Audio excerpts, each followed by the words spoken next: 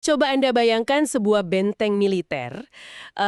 Anda melihat ada kamera pengawas resolusi tinggi di setiap sudut, lalu ada patroli bersenjata yang berjaga 24 jam penuh. Dan pastinya jaringan intelijen tingkat tinggi yang mengawasi setiap pergerakan sekecil apapun kan? Persis. Nah, itulah Sandringham, perkebunan eksklusif milik Kerajaan Inggris, tempat di mana bahkan seekor burung yang jatuh pun mungkin bakal dicatat dalam laporan keamanan mereka. Keamanannya memang sangat berlapis ya. Sangat berlapis.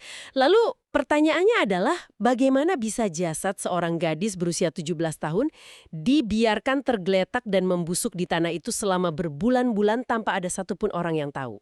Ya, keamanan tingkat tinggi seperti di Sandringham itu kan sebenarnya dirancang secara spesifik untuk memantau setiap sentimeter persegi area tersebut. Secara mekanis, sistem ini dibangun supaya tidak ada ruang untuk anomali fisik. Tidak ada titik buta seharusnya. Benar. Jadi penemuan jasad pada tanggal 1 Januari 2012 itu secara otomatis menghancurkan ilusi keamanan absolut yang selama ini dibangun oleh institusi kerajaan. Maksud saya, ini bukan sekedar tragedi biasa. Ini sebuah celah keamanan masif ya. Betul sekali. Ini memaksa kita melihat bagaimana institusi berskala nasional beroperasi saat mereka berada dalam mode panik. Dan itulah inti dari diskusi mendalam kita hari ini. Kita akan membedah informasi dari transkrip sebuah video analisis yang sangat padat, judulnya 90 Andrews Palace, Epstein's Plane. Misi kita di sini bukan untuk pakai topi aluminium dan menyebarkan teori konspirasi acak ya. Tentu saja bukan. Kita fokus pada datanya. Ya, kita akan membedah rangkaian kejanggalan investigasi yang dilaporkan di sana, melihat bagaimana bukti fisik ditangani, dan memeriksa nama-nama besar yang terseret di dalamnya. Tapi sebelum kita mulai, saya harus menegaskan satu aturan dasar untuk Anda semua. Ini penting banget untuk disampaikan di awal, karena materi ini memuat tuduhan politik yang sangat kuat dari berbagai spektrum ideologi kan? Baik dari kiri maupun kanan. Benar sekali. Tugas kita berdua di sini murni hanya untuk melaporkan, menganalisis, dan membedah apa yang tertulis di dalam materi sumber tersebut. Kita tidak memihak, kita tidak mendukung pandangan politik manapun. Kita hanya bertindak sebagai pemandu Anda menyusuri labirin informasi ini. Kita netral ya. 100% netral. Oke, mari kita bedah ini. Kita mulai dari awal mula sebuah garis waktu yang jujur saja sangat membingungkan. Alisa Dimitrieva, seorang gadis 17 tahun asal Latvia, dia menghilang pada tanggal 31 Agustus 2011 di area Kingsland. Tapi anehnya, keluarganya itu baru secara resmi melaporkan kehilangannya pada tanggal 6 September. Nah, itu dia. 6 hari kemudian. Jeda waktu 6 hari untuk seorang remaja yang hilang itu adalah celah yang sangat tidak wajar dalam sebuah investigasi. Maksud saya, dalam 6 hari, jejak digital bisa dihapus. Bukti fisik juga bisa dihilangkan kan? Persis. Dan saksi mata mulai melupakan detail-detail yang krusial. Dan tragisnya, garis waktu itu melompat tajam ke hari tahun baru 2012. Ketika ada seorang warga yang lagi jalan-jalan sama anjingnya, tiba-tiba menemukan jasad Alisa di area hutan Sandringham. Di tanah kerajaan. Iya. Dan transkrip ini mencatat detail forensik yang mengerikan. Kondisi jasadnya sudah sangat hancur lebur karena pembusukan. Sampai-sampai ahli patologi harus menggiling tulang pahanya beberapa kali cuma buat mengekstrak DNA untuk identifikasi. Wah, tunggu dulu. Menggiling tulang pahanya. Berarti jasadnya sudah terpapar di luar ruangan selama berbulan-bulan dong? Secara forensik, iya, berbulan-bulan. Disinilah logika dasar saya mulai berteriak. Mari kita gunakan logika sederhana ya. Menyelundupkan objek seukuran tubuh manusia ke area yang dijaga polisi berseragam dan intel penyamar itu bukan sesuatu yang bisa dilakukan impulsif. Sangat tidak mungkin dilakukan tanpa persiapan. Kan butuh perencanaan, butuh rute yang bersih dari kamera dan waktu yang pas. Bagaimana mungkin staf perkebunan, anjing pelacak, atau patroli rutin tidak mencium atau melihat apapun sejak awal September sampai Januari? Nah, jika kita menganalisis lokasi penemuan jasad tersebut secara spasial, tubuh Alisa ditemukan di area spesifik yang sering digunakan keluarga kerajaan untuk pesta menembak. Atau istilahnya shooting parties. Oh, tempat VIP berkumpul dong. Betul. Ini bukan pinggiran taman yang berbatasan langsung dengan jalan umum ya. Fakta geografis ini memunculkan pertanyaan investigasi yang jauh lebih gelap. Yaitu? Apakah tubuh itu benar-benar diselundupkan dengan susah payah dari luar melewati penjagaan ketat? Atau jangan-jangan insiden fatal tersebut sedari awal memang terjadi di dalam parameter keamanan perkebunan itu sendiri? Wah, kalau alur pemikirannya adalah pelakunya ada di dalam atau setidaknya punya akses masuk VIP tanpa hambatan, kita harus melihat daftar tamu yang mondar-mandir di Sandringham pada saat itu dong. Dan di titik inilah transkrip kita membawa kita pada koneksi yang sangat meresahkan antara Pangeran Andrew dan Jeffrey Epstein. Mereka diketahui mengadakan pesta menembak bersama di perkebunan tersebut. Epstein di Sandringham. Kehadiran tokoh-tokoh ini di sana seolah membuka lapisan baru mengenai bagaimana protokol keamanan istana bisa dimanipulasi ya. Sangat bisa dimanipulasi. Materi ini mengutip kesaksian dari Paul Page, seorang mantan petugas perlindungan istana. Dia bersaksi bahwa Ghislaine Maxwell, rekan Epstein, diberikan kelonggaran masuk yang sama sekali tidak wajar. Kelonggaran seperti apa maksudnya? Dia dilaporkan bisa keluar masuk istana menggunakan mobil berkaca gelap tanpa perlu menunjukkan kartu identitas atau pas. Sama sekali tidak dicek. Masa sih? Padahal seingat saya, staf kerajaan dengan pangkat tertinggi sekalipun wajib menggesek kartu identitas mereka setiap kali lewat gerbang. Kenapa protokol keamanan untuk Maxwell dihapus begitu saja? Yang sangat menarik di sini adalah memahami mekanisme mengapa protokol ID itu diciptakan pada awalnya. Pemeriksaan ID di gerbang keamanan kan bukan sekedar untuk mencocokkan wajah dengan nama ya. Iya, itu buat rekam jejak kan? Persis, itu adalah sistem pencatatan log.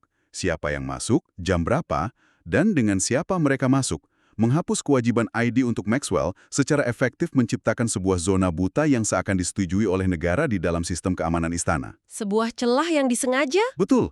Zona buta ini adalah rute logistik yang sempurna. Kalau Anda ingin membawa masuk orang-orang ke area istana tanpa meninggalkan jejak digital atau catatan resmi, Dan logistik ini ternyata tidak cuma sebatas mobil masuk gerbang ya. Pangkalan udara militer RAF Marham, yang lokasinya sangat dekat dengan Sandringham, dilaporkan memberikan izin mendarat untuk pesawat pribadi Epstein yang terkenal itu, Lolita Express. sebuah pangkalan angkatan udara militer diizinkan jadi tempat parkir pesawat sipil milik seorang miliarder. Itu anomali yang luar biasa. Sangat anomali. Dan ketika kita berbicara tentang siapa yang dibawa di dalam pesawat itu, materi ini menyoroti sebuah bahasa kode yang sangat merendahkan dari email Epstein. Ada komunikasi antara Epstein dan agen modelnya Jean-Luc Brunel. Apa isi komunikasinya? Mereka bertanya begini, apakah Latvia bagus untuk berternak ikan? Wow. Menggunakan terminologi seperti ikan itu teknik klasik untuk mendekonstruksi nilai manusia dalam jaringan perdagangan gelap. Mereka memakai kode. Sangat menjijikan. Kenapa mereka menargetkan gadis dari Latvia? Kenapa jaringan ini menargetkan gadis muda dari Eropa Timur pada masa itu?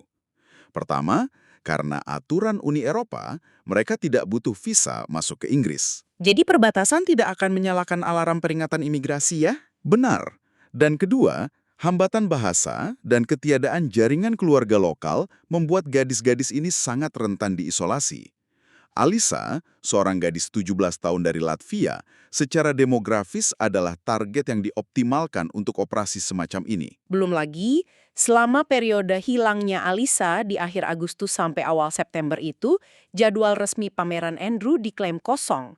Tidak ada catatan publik tentang keberadaannya sama sekali. Iya. Pembawa acara di materi sumber bahkan menyindir hal ini dengan lucuan santai kan? Iya, dia bercanda nanya apakah ada yang sudah ngecek restoran Pizza Express. Itu menyentil alibi Andrew yang sangat terkenal di wawancara televisinya bertahun-tahun kemudian. Tapi tunggu sebentar, saya harus menghentikan narasi ini sejenak. Ada yang terlewat? Kita dari tadi membahas elit global dan operasi perdagangan manusia internasional. Tapi bukankah di awal penyelidikan, polisi lokal sebenarnya menangkap dua pria biasa sebagai tersangka kasus ini? Nah, justru kejanggalan alibi tersangka tingkat rendah inilah yang membuka pintu ke indikasi manipulasi sistemik yang lebih besar. Gimana maksudnya? Kalau kita mau menguji narasi konspirasi tingkat tinggi, kita nggak bisa cuma fokus ke miliardernya saja. Kita harus membedah bagaimana aparat penegak hukum menangani rantai bukti yang ada tepat di depan mereka. Oke, jadi dua pria ini ditahan. Ya, mereka ditahan dan mengklaim kalau mereka cuma memberi tumpangan pada Alisa, lalu menurunkannya di sebuah supermarket di area Kings Lynn. Klaim yang langsung hancur berantakan ketika penyidik mengecek rekaman CCTV dari supermarket itu kan? Alisa tidak pernah ada di sana. Betul sekali.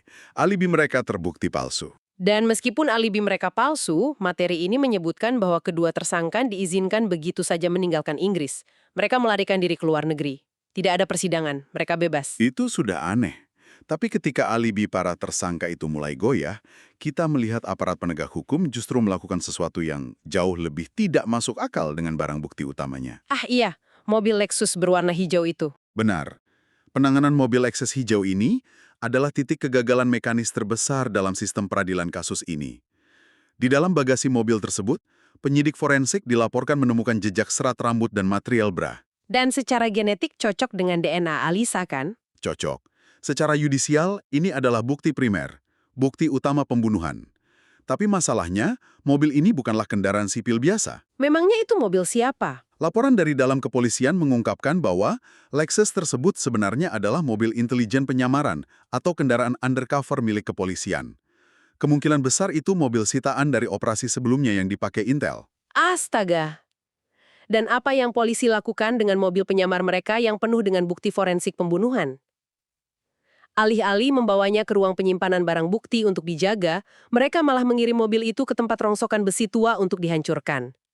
Dihancurkan di mesin pres logam. Gila, ini benar-benar gila. Maksud saya menghancurkan kendaraan polisi kan bukan sesuatu yang bisa dilakukan oleh satu petugas sambil lalu ya. Tentu tidak. Ada mekanisme rantai komando bukti yang sangat ketat. Pembuangan aset kepolisian itu butuh dokumen serah terima, tinjauan Dewan Internal, dan pastinya tanda tangan persetujuan dari otoritas tingkat atas. Jadi nggak mungkin salah pencet tombol doang ya. Sangat tidak mungkin. Fakta bahwa mobil ini bisa sampai ke mesin penghancur berarti ada instruksi birokrasi yang secara sengaja memotong sistem standar pelacakan barang bukti. Ini adalah intervensi aktif, bukan sekedar inkompetensi polisi lokal. Coba Anda bayangkan jika ini terjadi di kota Anda. Bayangkan sistem kepolisian membiarkan tersangka pembunuh lolos ke luar negeri, lalu dengan santainya menghancurkan mobil bukti yang berisi DNA korban. Pasti gempar, kan? Pasti. Anda pasti mengharapkan media massa lokal atau nasional mengamuk dan menuntut keadilan. Tapi apa yang terjadi di kasus ini justru sebaliknya. Media malah melakukan pengalihan isu. Persis, seperti trik sulap. Surat kabar ramai-ramai mempublikasikan cerita besar yang mencemarkan nama baik Alisa. Mereka membangun narasi, melabeli dia sebagai remaja pecandu narkoba yang punya utang 15.000 pound sterling kepada mafia Eropa Timur. Dan mekanisme pembunuhan karakter ini berfungsi sempurna, karena kita harus melihat landscape teknologi di tahun 2011 dan 2012. Waktu itu belum seramai sekarang ya media sosialnya. Betul. Saat itu, surat kabar dan televisi arus utama masih memegang monopoli penuh atas kebenaran publik. Algoritma media sosial belum cukup kuat memfasilitasi jurnalisme warga. Jadi ketika media cetak bilang ada utang narkoba, masyarakat langsung menelan itu sebagai fakta absolut. Agar masyarakat tidak simpati pada korbannya. Iya, itu taktik klasik untuk mematikan empati publik. Supaya orang tidak bertanya-tanya kenapa mobil buktinya dihancurkan. Dan fitnah media itu langsung hancur kalau kita lihat data medisnya. Transkrip kita dengan tegas menyatakan bahwa laporan toksikologi dari tulang Alisa menunjukkan hasil 100% bersih. Tidak ada jejak narkoba. Tidak ada alkohol. Narasi mafia Eropa Timur itu cuma fiksi yang diciptakan dari udara kosong. Yang lebih bikin frustrasi lagi, di tengah tersangka yang kabur dan bukti yang sengaja dihancurkan ini, Ibu Alisa secara publik malah mengeluarkan pernyataan berterima kasih kepada pemerintah. Kenapa bisa begitu? Reaksi itu sangat berlawanan dengan psikologis alami seorang ibu yang baru saja kehilangan putrinya, tanpa ada satupun orang yang dipenjara. Dalam analisis perilaku forensik, respon seperti ini sering mengindikasikan manajemen krisis dari pihak luar. Maksudnya ada yang menyuruh dia bicara begitu? Seseorang dengan pengaruh besar telah mengurus keluarga tersebut untuk memastikan mereka tetap tenang dan tidak membuat keributan di ranah publik. Dan jika polisi lokal, media nasional, serta keluarga korban sudah dinetralisir, kita harus mulai melihat ke puncak struktur komando. Pertanyaannya, siapa figur berkuasa yang punya otoritas legal untuk secara resmi menutup kasus ini di pengadilan? Dan materi kita mengarahkan sorotannya langsung ke pucuk pimpinan Crown Prosecution Service, atau CPS. Lembaga ini setara dengan Kejaksaan Agung di Inggris. Dan tahukah Anda siapa kepala CPS saat itu? Keir Starmer. Ya, pria yang kemudian menjadi Perdana Menteri Inggris. Di bawah otoritasnya lah kasus Alisa ini ditutup dengan alasan klasik, kurangnya bukti. Dan kecurigaan dari sumber ini semakin tajam ketika disoroti bahwa di kemudian hari, Starmer menunjuk Peter Mendelssohn ke dalam posisinya. Padahal Mendelssohn adalah tokoh yang sejarahnya sudah lama dikaitkan dengan jaringan Epstein. Nah, ini poin krusial. Saya ingin mengingatkan kembali, kita di sini hanya membedah argumen dari sumber aslinya. Kita tidak mengambil posisi menuduh siapapun. Tapi, perdebatan yang muncul dari sumber ini sangat menarik. Ya, sumber tersebut membedah dua kemungkinan motif utama di balik penutupan kasus oleh Starmer dan CPS. Teori pertama lebih ke arah kelumpuhan institusional yang didorong oleh ideologi. Ideologi apa maksudnya? Sumber kita menggunakan istilah Fabianisme. Itu adalah pendekatan politik di Inggris yang fokus pada perubahan bertahap dari dalam, dikombinasikan dengan tekanan multikulturalisme. Argumentasinya adalah aparat dan jaksa saat itu terlalu takut menyelidiki kelompok minoritas secara mendalam. Takut dituduh rasis gitu ya? Betul. Mereka takut dituduh rasis atau mengganggu kerukunan multikultural. Oh, itu mengingatkan saya pada skandal grooming gangs di Inggris, di mana polisi diam saja melihat laporan pelecehan bertahun-tahun, semata-mata karena pelakunya dari demografi minoritas, dan mereka takut media melabeli mereka rasis. Persis. Itu adalah sisi inkompetensi yang digerakkan oleh ketakutan sosiopolitik. Tapi, teori kedua yang diajukan oleh materi ini jauh lebih sinis dan terencana. Konspirasi elit tingkat tinggi? Ya. Teori ini menyarankan bahwa penutupan kasus tersebut bukan cuma karena takut isu rasial, melainkan sebuah konspirasi sadar dari elit yang saling melindungi. Dan motivasi ini terasa sangat logis kalau kita sadar bahwa jejaknya selalu mengarah kembali ke The Firm alias keluarga kerajaan. Mengapa The Firm begitu ngotot menutupi ini? Karena banyak mantan asisten dan staf Pangeran Andrew dari masa itu yang kini telah dipromosikan. Mereka sekarang bekerja secara langsung untuk Raja Charles. Bayangkan kalau kasus pembunuhan ini dibuka kembali secara penuh hari ini. Staf-staf ini akan diseret ke pengadilan kan? Mereka akan dipaksa bersaksi di bawah sumpah tentang apa yang sebenarnya terjadi di balik gerbang Sandringham. Ini bukan sekedar menghancurkan reputasi Andrew lagi, ini bisa mengguncang fondasi legitimasi Raja Charles dan institusi kerajaan itu sendiri. Dan demi mencegah skenario kiamat pengadilan tersebut, institusi ini membangun tembok kebungkaman yang sangat tebal. Seberapa tebal tembok itu? Kita bisa melihatnya dari mekanisme kompensasi hukum seorang mantan ajudan Pangeran Andrew, Caroline Clark. Link dari kasus peretasan telepon ilegal di Inggris, 500 juta pound sterling, tapi dia menolak mengambil uang itu. Uang sebanyak itu ditolak mentah-mentah.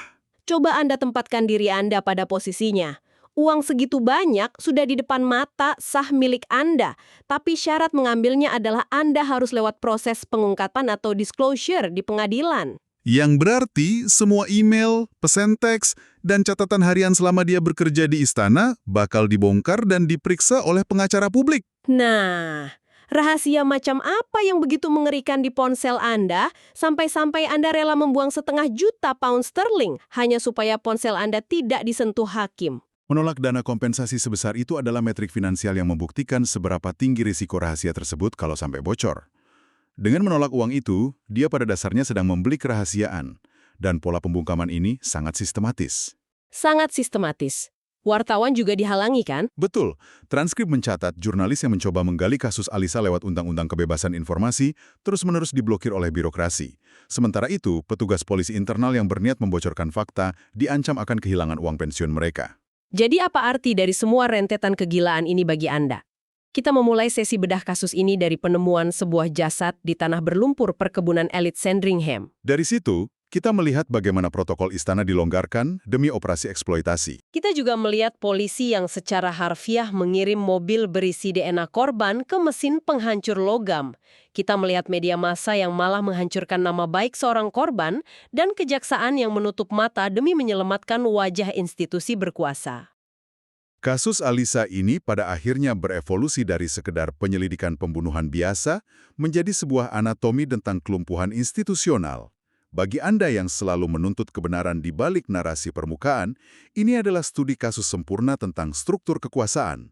Institusi selalu melindungi diri mereka sendiri ya? Selalu, baik itu kepolisian, media, maupun kerajaan, mereka akan mengutamakan kelangsungan hidup organisasi di atas keadilan bagi seorang individu. Makanya, kemampuan Anda untuk terus mempertanyakan garis waktu yang janggal dan menyaring bias media, itu adalah perisai intelektual yang paling penting di era sekarang. Luar biasa, terima kasih telah bergabung bersama Tami untuk membedah jaringan informasi yang sangat rumit ini. Tapi sebelum Anda menutup sesi ini dan melanjutkan hari Anda, saya ingin meninggalkan Anda dengan satu pemikiran terakhir. Silakan.